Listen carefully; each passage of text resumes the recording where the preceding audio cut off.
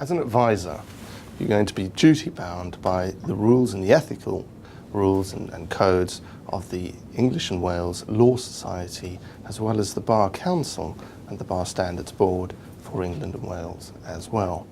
You must ensure that you're familiar with both of these codes of conduct, as well as having completed the UEL Law Clinic ethical questionnaire before you engage in any type of client activity.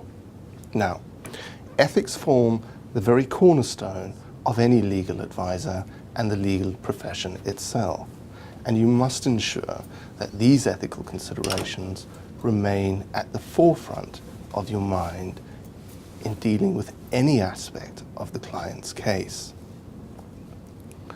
This doesn't matter if it's an interview, a phone call, or drafting a particulars or letter.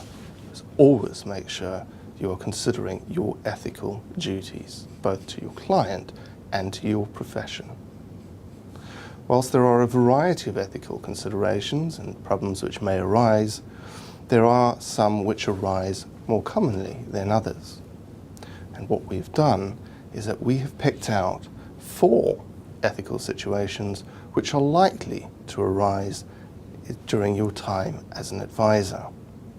Now, these 4 are classified as, firstly, conflict of interest, secondly, duty of confidentiality, thirdly, the duty not to mislead, and finally, acting in the best interests of your client. So let's have a look at these briefly on an individual basis. Conflict of interest. You always have to ensure that there is no conflict of interest between the clinic and the client. So what do we mean by conflict of interest? Well, if we already represent one client in part of the dispute, we are unlikely ethically to be allowed to represent the other client in the dispute.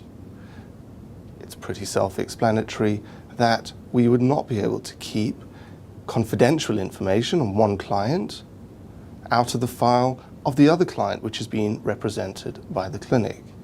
And therefore, there is a danger that by representing both clients, we will break our ethical considerations by inadvertently or deliberately using information which may not always be disclosed to either party. So the first thing to do when advising a client is make sure that there is no conflict of interest with the client and the clinic. Secondly, confidentiality. We've spoken about trust and rapport, good communication at interview with your client. Your client is unlikely to trust you much further if they are not certain that they can rely on your confidentiality personally, and of course the confidentiality of the law clinic in general. It is always advisable, therefore, to inform your client that whatever transpires between you and the client will remain in confidence between you.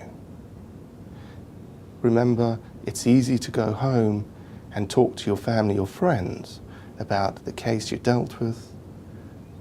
This, of course, could amount to a breach of confidentiality. Remember, whatever work you do at the clinic, be it as an interview or reading through documents, whatever information you come into contact with remains within the parameters of confidentiality. Our next consideration is the duty not to mislead. Mislead who? You should never mislead your client, and of course you should never mislead the other side or the court or tribunal. You have a duty of disclosure.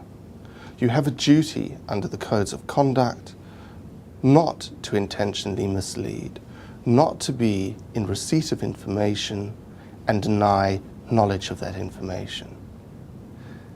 Ethics, like I said, forms the foundation of a career in law, and it's your ethics and your morality which bind you to this profession, and you need to make sure that you respect your profession enough not to mislead your client or the court with any knowledge you may be in receipt of.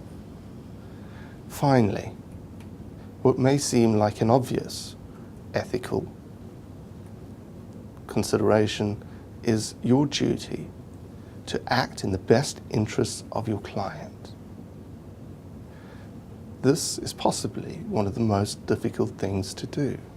You may have strong personal views on certain subjects and certain areas. These views are never allowed to come into your professional life.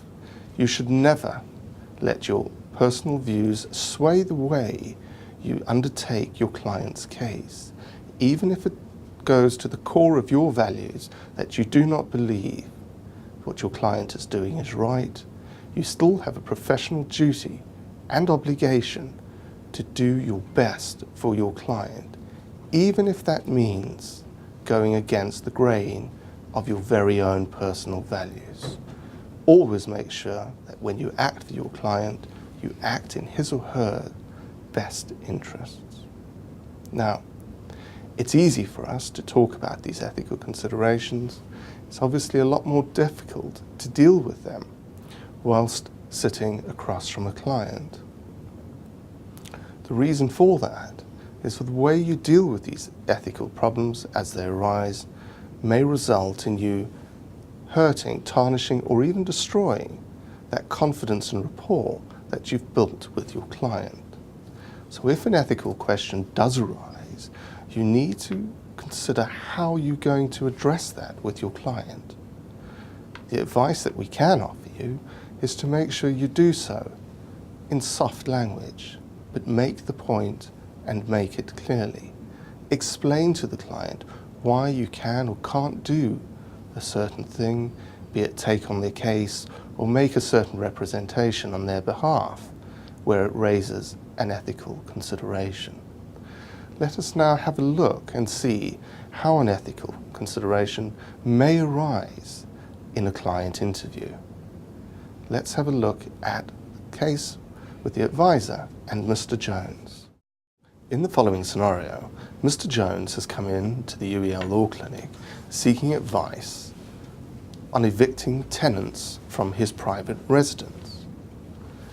And Mr. Jones is very eager to have the tenants evicted, even though he may or may not have followed all the correct procedures. Let's see how the advisor spots and deals with the ethical consideration with regard to Mr. Jones. So, Mr. Jones, how long have the tenants actually been in possession of the property? I don't know, we don't have a lease. Okay. Do you have any record of when they gained occupancy? No, but their English isn't very good, so I could print out a copy and just squiggle at the base. They wouldn't know any different. Mr. Jones, unfortunately, I do have a professional duty not to present evidence that I know to be fraudulent. It's not something I would advise you to do, to be perfectly honest. If, however, you do decide to go ahead with it, I won't be able to help you with your case. I hope you understand that. Yeah, I was just trying to help. Moving on then with our ethical considerations, let's consider how an advisor would deal with the conflict of interest scenario arising out of an interview with a potential client of the UEL Law Clinic.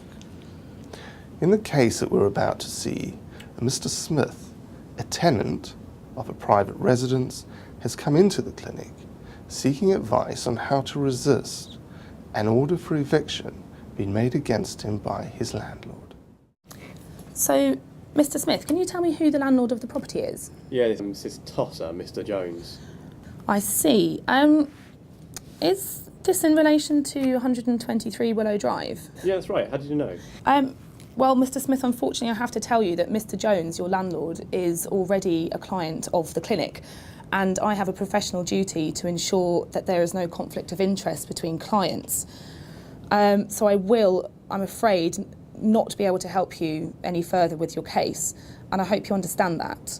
I can, however, give you details of other local organisations who may be able to help. Okay then.